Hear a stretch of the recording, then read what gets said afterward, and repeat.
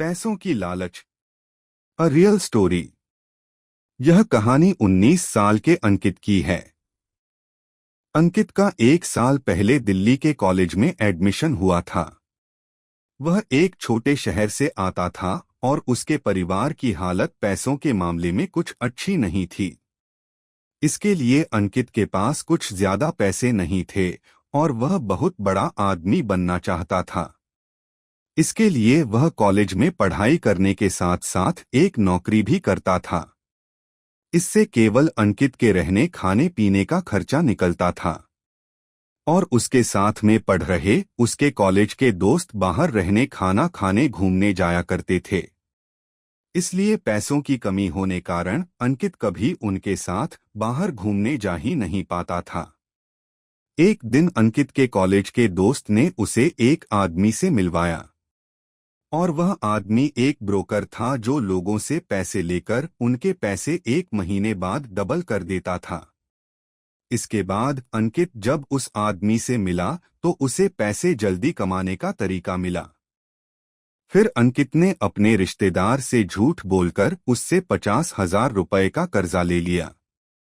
फिर वह सारे पैसे उस आदमी को दे दिए। फिर वह हुआ जो नहीं होना था। वह आदमी अंकित के 50,000 रुपए लेकर भाग गया तो अंकित के मन में टेंशन होने लगा कि उसने जो 50,000 रुपए उधार लिए हैं वह कैसे चुकाएगा। इतना सब होने के बाद अंकित डर के कारण वापस अपने गांव चला गया। उसके बाद वो अपने गांव जाकर रहने लगा और उसने अपना फोन नंबर भी बंद कर लिया।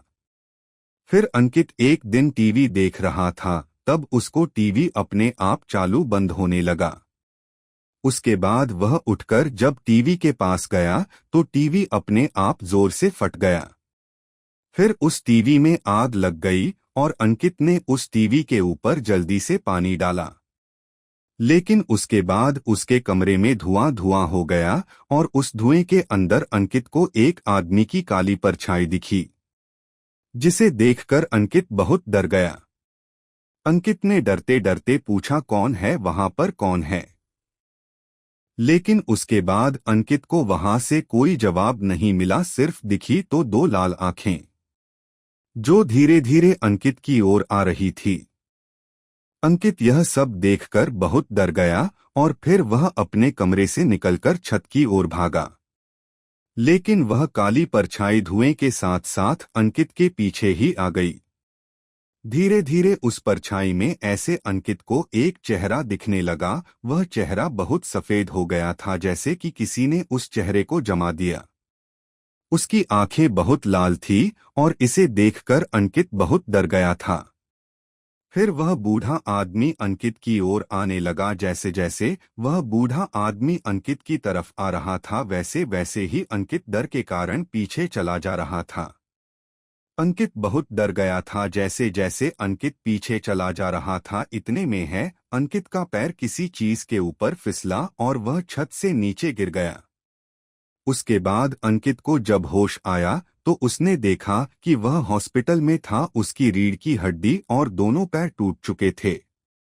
डॉक्टर ने बताया कि अंकित अब कभी भी चल नहीं सकता है।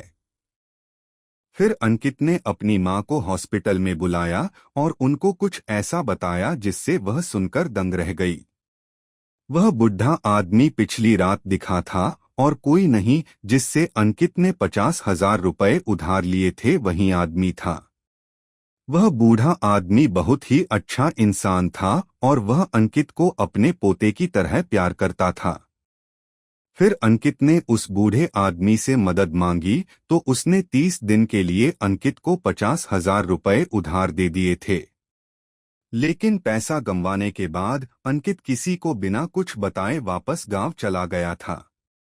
लेकिन उसे बूढ़े आदमी की तबीयत एकदम से खराब होने लगी और उस बूढ़े आदमी को अपने इलाज के लिए पैसे की जरूरत थी।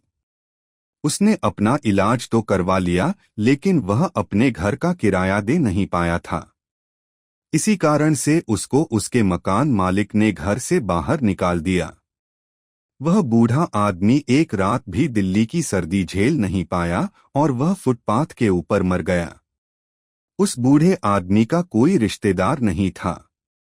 इसी कारण उस बूढ़े आदमी की मौत का पता किसी को नहीं चला और उसके शरीर को लावारिस बताकर जला दिया गया। अंकित ने जो किया यह गलत किया। उसने पैसों के लिए एक अनजान आदमी पर भरोसा किया, इसलिए उसने अपनी जिंदगी की सबसे बड़ी गलती की थी। फिर अंकित कभी भी चल नहीं सकता था। Please like, share and subscribe.